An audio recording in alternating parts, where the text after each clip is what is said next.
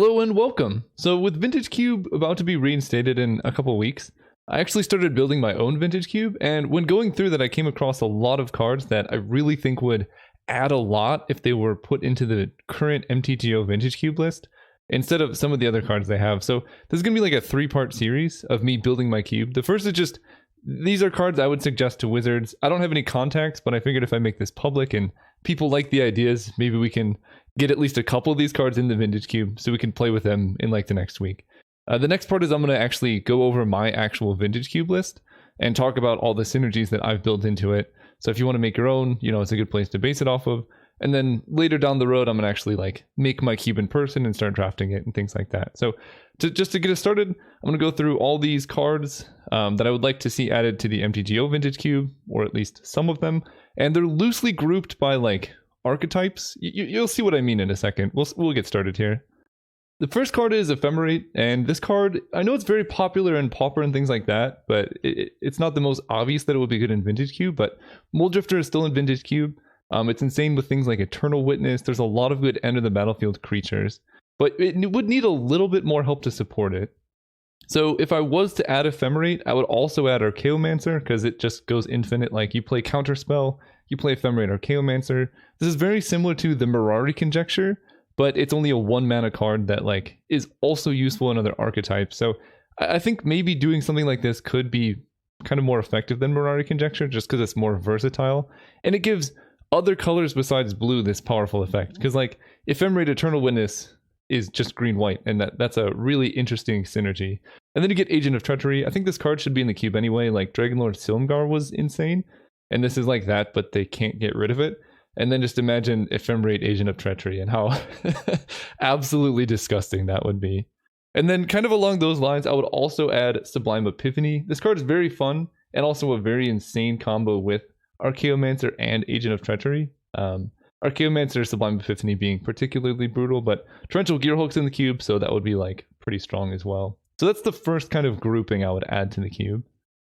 Up next, we have the Frog, the gitrog monster himself. So this is a 5-mana 6/6 Death Touch, which is, it's a fine rate for Vintage Cube, but he wouldn't be the most powerful card on its own. It's his effects that are both fun and exciting and interesting. So he says you can play an additional land on each of your turns, and then whenever 1 or more land cards are put into your graveyard from anywhere, draw a card. And he lets you sacrifice lands every turn. So he's a repetitive card draw engine for green-black, but he's also an engine enabler for a lands archetype, which a lot of the cards I'm going to show, you know, like the next 10 or so, would synergize well with the gitrog monster, because I think lands is really an unexplored archetype in Vintage Cube, and it's one of the more powerful things that non-blue decks can do that would bring together some of the Jund colors.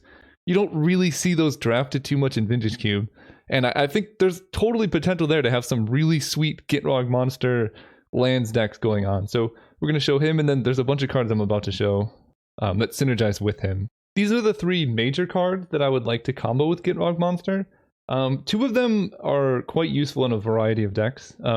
Squandered Resources is a pretty complicated enchantment, but it says sacrifice a land to add 1 mana to your mana pool in any type the sacrificed land could produce.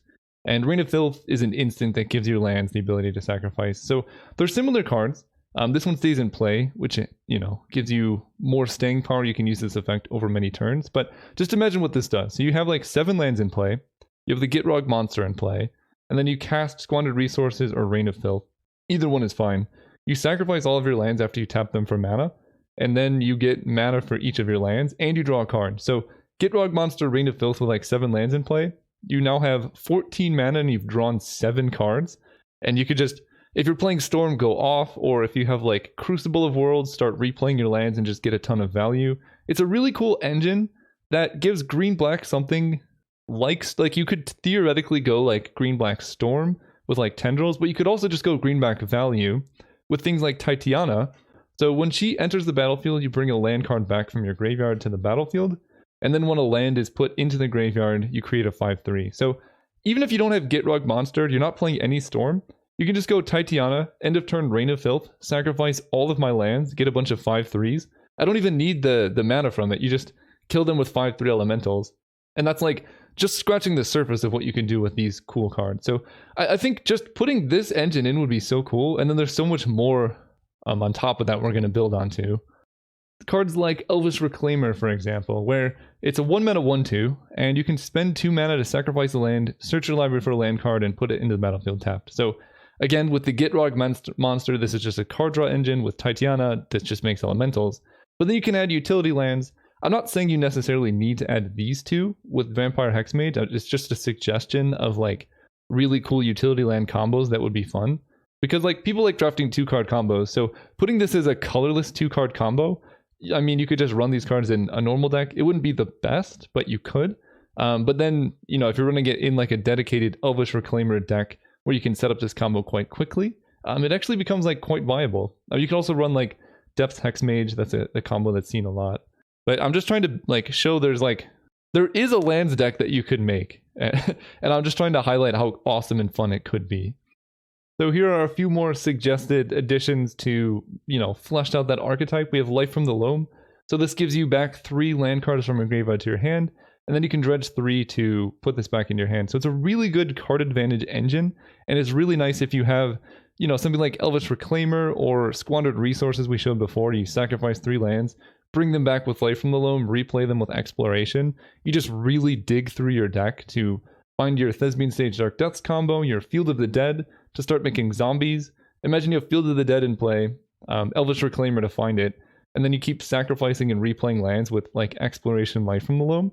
And because you're drawing cards with Life from the Loam, or drawing cards when you sacrifice lands with Gitrog Monster, you can like bring back Life from the Loam and just churn through your deck. So it's a really cool value grindy deck that has a combo finish that's just completely not in blue. And you even can add like Valakut Exploration if you want to breach into red a little bit to get like red-green lands. So this is whenever a land enters the battlefield, you exile a top card, and you can play that card for as long as it remains exiled. So if you have, for example, Fast Bond with Valakut Exploration, that's a really cool combo because you could just keep hitting lands and playing all of them. So there's just a lot of synergies there that I think could be explored. There's more lands synergy cards in my cube, so you'll see like the full archetypes laid out with my next video. But here's the cards that I would recommend you could just put on MTGO without too much issue. The next archetype is Black. Black has a lot of issues on Magic Online right now, and at least in the cube. It doesn't quite know where it wants to be, and it's missing her. Black Braids, one of the best cards that they've removed, and it's not there. So this is my official campaign to get Black Braids back into Vintage Cube. She's so good. She needs to be in the cube. So this is the first card I would definitely add, but I have a whole slew of black cards I think that would help make it a little bit better. The first 2 examples are just really, really strong cards that are also recent. So they could showcase, you know, if you're trying to showcase recent cards that have been printed, I think at least Rankle is pretty recent. So it's a 4 mana 3/3 flying haste, and whenever it deals combat damage, you can choose for each player to discard, sacrifice a creature, or lose a life and draw a card. It's really good in like a stacks type deck, which Braids shines in, and like even just as a creature on its own, if you don't put any of these other cards, it's just a great black card to include. Same with Custodi Lich. I think this card is one of the most powerful black cards ever printed. It's a 5 mana 4/2. When it enters the battlefield, you become the Monarch. And whenever you become the Monarch, target player sacrifices a creature. So you play this, your opponent loses a creature, so they have less things to attack you with. You have a creature in play, and now you're drawing a card every single turn. So imagine if you just go like Rankle into Custodi Lich, or even Braids Cabal Minion into Custodi Lich, where you're taxing your opponent and then drawing a card every turn. It's really hard for them to come back from that. And then obviously like this plus Ephemerate like would be really good. So I think at least these 3 cards are worth putting into the cube. And then I have some more that maybe some people like, some people won't.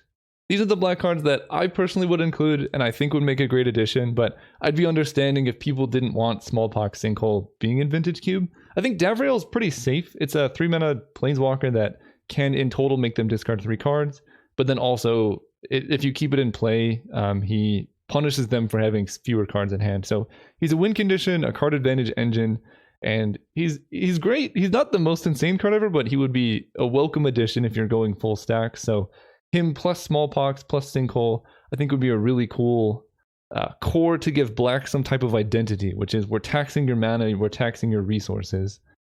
For red, there are 2 major cards that I think are a no-brain inclusion. Robber of the Rich is just awesome. It's a 2 mana 2/2 reach haste, and whenever it attacks, if they have more cards in hand than you, you exile the top card of their library.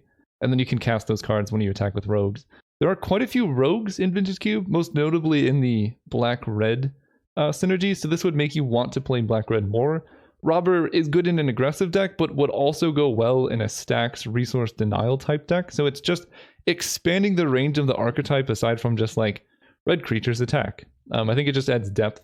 And then Chandra, Acolyte of Flame is really just kind of like a repeatable Snapcaster mage. It's a 3-mana planeswalker with 4 loyalty, and her -2 lets you cast instant or sorcery cards with CMC 3 or less from your graveyard. So Ancestral Recall, Time Walk, Lightning Bolt, Chain Lightning. And she stays in play and she can keep ticking up. So you can go like Lightning Bolt, Chandra, Lightning Bolt, and then like the next turn tick her up and then cast Chain Lightning twice. She just generates a lot of value, and then if you need to attack, you can make elementals. I think she's a really cool and much stronger than she looks addition. And then also if you do end up with quite a few red planeswalkers, I think I'm suggesting adding more like Saheeli Rai later. She helps you ultimate them much quicker. So just an overall really interesting and fun card. And while we're on the red train, we'll talk about 2 cards. Underworld Breach is a card they put in for a bit, and they removed it. I would understand if they removed it because it's too strong. I think this card is oftentimes better than Yawgmoth's Will, because you just go infinite with like Brain Freeze, Lions on Diamond.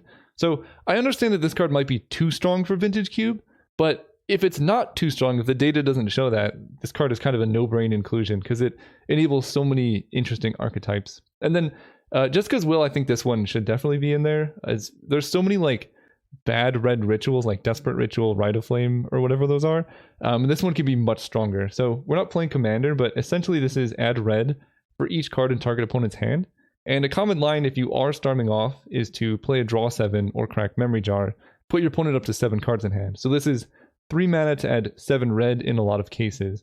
And if you have all the mana you need, it can also let you play cards from the top. So I think this card, without a doubt, should just replace one of the 2 red rituals that are...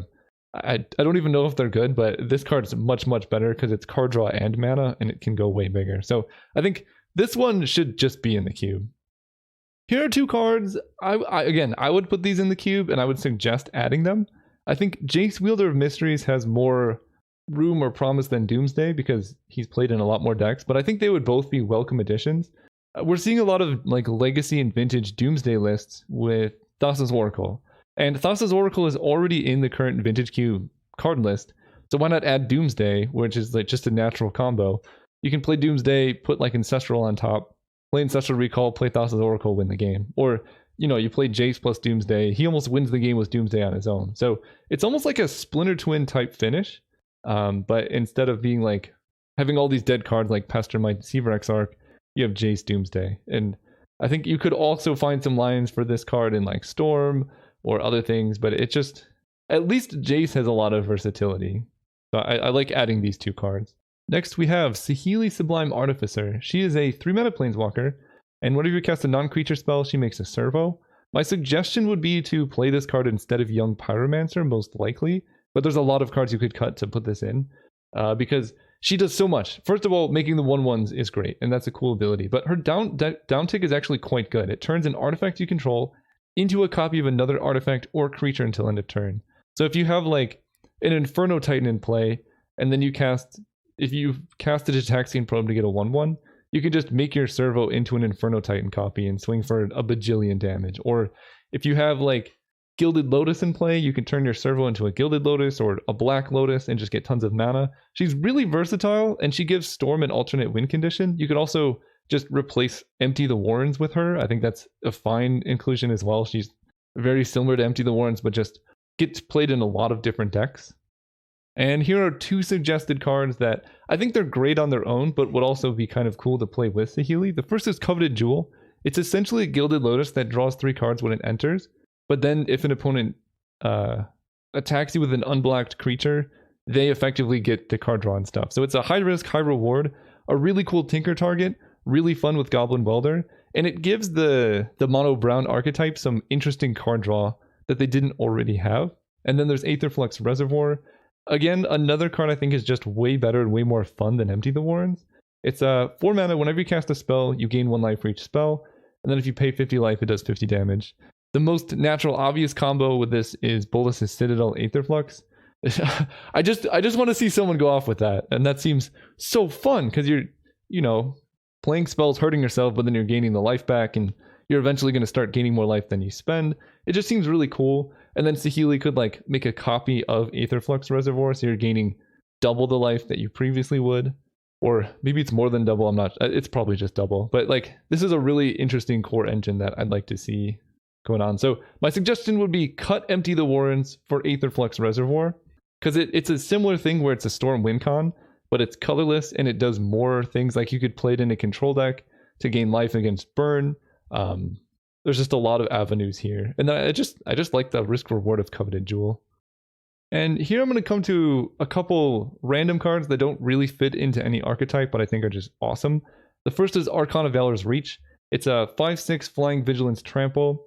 As it enters the battlefield, you choose a card type other than creature type, and players can't cast spells of the chosen type. I guess you can't choose a tribal as well. I don't think that's too much of a concern, but so it's a really interesting top end card for Selesnya. I would replace like one of Baneslayer Angel or one of the 5-mana angels with this card, because it's, you know, it's a flying vigilance trample, similar effect, but it does way more. But it's also useful in like Reanimator. If you're playing against a specific type of deck, you're playing Reanimator, you just reanimate this. It's like a baby Iona, and it can still really limit, you know, an artifact opponent. Or if they're playing Storm, you name instant and they can't cast Brain Freeze anymore. So it just adds depth to a color combination that has historically been quite weak in Vintage Cube. Fire Covenant, I never knew this card existed until I started digging for my own cube, and this seems like a no-brainer inclusion. It's a 3 mana, as an additional cost to cast it, pay X life, and it does X damage divided as you choose among any number of target creatures. It's an instant, by the way. Basically, it's like a much more expensive... what's the name of that card? You pay life and it's like a board wipe. I can't remember the name, but it's like a much more life expensive version, but it's instant speed and it's much more flexible because it only hits their side of the board. So I think this is a really cool card, a very good example of a card that's nice to flash back with Chandra, and kind of some synergy with Aetherflux Reservoir, but I think it's strong enough on its own to merit seeing play.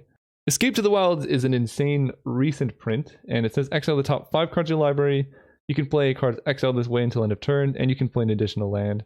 I would really only recommend adding this if you do add the lands archetype, which I think are definitely worth adding. Because this just digs you closer to, like, you escape the wilds, you hit fast bond, you play all the lands, things like that. I would probably replace Harmonize with this, although I think there's a lot of other cards like Huntmaster the Fells that this might just be better than. And it's also marginally useful in like Storm and other things, but even just as a mid-range card or a lands card, I think it's just quite good. Next we have Tezzeret, one of my favorite planeswalkers. This card's insane. When he was in Vintage Cube for a while, and I think my win rate with him across 9 leagues was like 88%. He's unbelievably strong.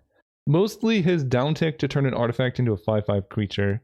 I think, I don't know if I recommended this yet, but I would also recommend Mox Amber to work with things like Tezzeret, but other things. So we'll consider that while considering Tezzeret. But his uptick finds an artifact, puts it into play. Downtick makes an artifact creature. He can ultimate the next turn he comes down, and it hits an opponent for 2 times the number of artifacts you control, and you gain that much. So all amazingly strong abilities, and he's just quite versatile. So I would love to see Tezzeret come back to the cube alongside Mox Amber. You'd have to rework some of the red and white decks, because I think Mox Amber, if you're just putting it in like the artifact deck, I think I'm also recommending Paradoxical Outcome here. I don't know if I said that before, but if you're just adding Mox Amber to go with Paradoxical Outcome, I don't think it's worth it. But there are some like 2 mana white creatures, or Isamaru, the 1 mana white legend, that I think you could add enough to make Mox Amber viable in mono white or red white, maybe even black white.